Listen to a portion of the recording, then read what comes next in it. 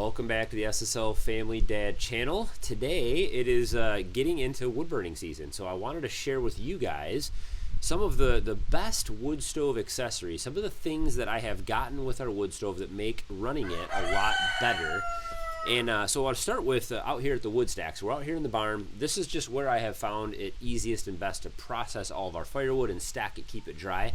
But it's a little bit away from the house, and so that means we have to carry firewood inside. So this little pouch here, or little carrier, has been a huge help for us. It's very tough. It's been, we used it all year last year and then a little bit of the year already this year, and we've had no issues with it. It's a tough little carrier. Basically, just come out here, throw some wood in it 1-2 times a day in the fall. Once we really get into the dead of winter and we're really running the wood burner, I might come out here 3 times a day and get a good load, just depending on the wood we're burning. But so having an easy way to carry, I used to carry the wood in plastic totes. I'd fill it up, I'd haul it in there, it's heavy, it's awkward, and then I'd leave the tote inside, and then I'd have this ugly Rubbermaid tote or whatever sit next to the fireplace. So this year and last year has been, using this has been a lot nicer, a lot easier. So let me take you inside and show you where we stack the wood inside and how we do that, and then a couple other things that have made life a lot easier for us.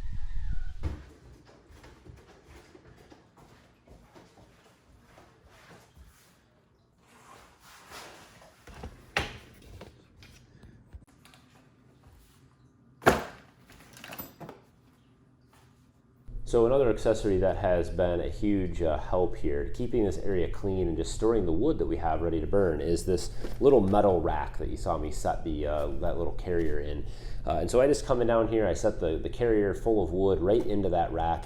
I leave it right in there. That helps to keep this area clean. Any debris or any stuff that kind of shakes off the wood as you're moving things around and carrying it in and out, it gets trapped right in that carrier, and then I just take that debris right back outside with me. And so it helps keep the area clean, which the SSL Family Mom really likes. And so this has been another kind of must-have accessory for us. We've just been using this recently, and this system has worked out really well, and it just keeps this area looking nice, keeps it clean, and keeps a nice supply of dry wood for us. So before I get a fire started in the stove, I'll show you another just absolutely must-have accessory for anybody who has an indoor wood stove, and we'll get this cleaned out and ready for a fire.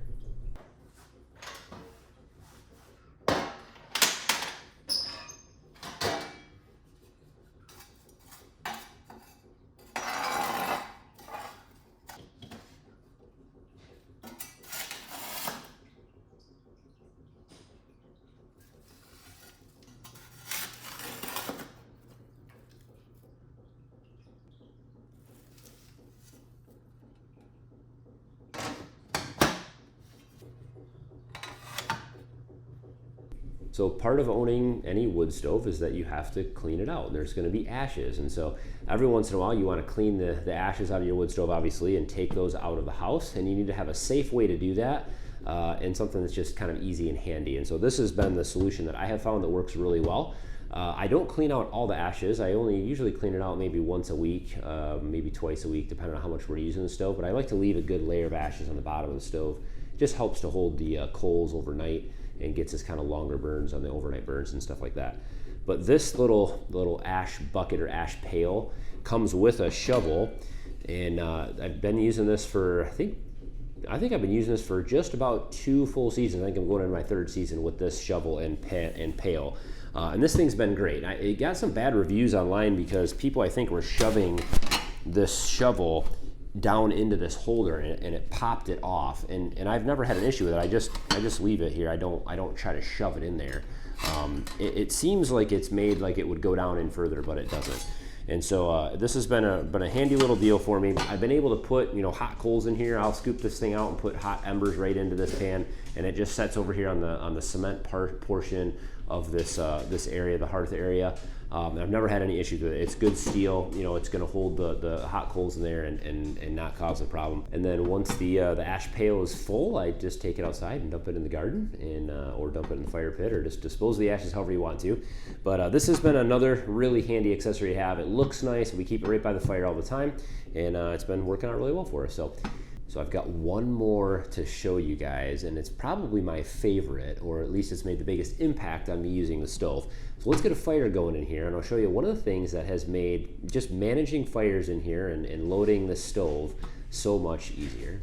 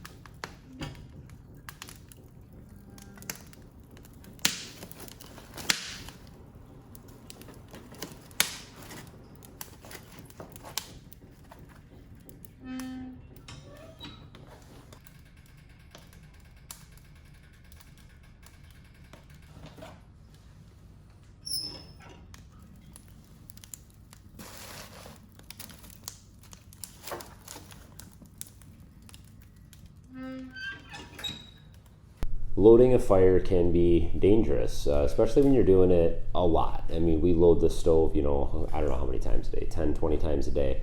We're opening the door, we're digging in there, we're stirring things up, moving coals around and things like that, and loading and putting new logs in.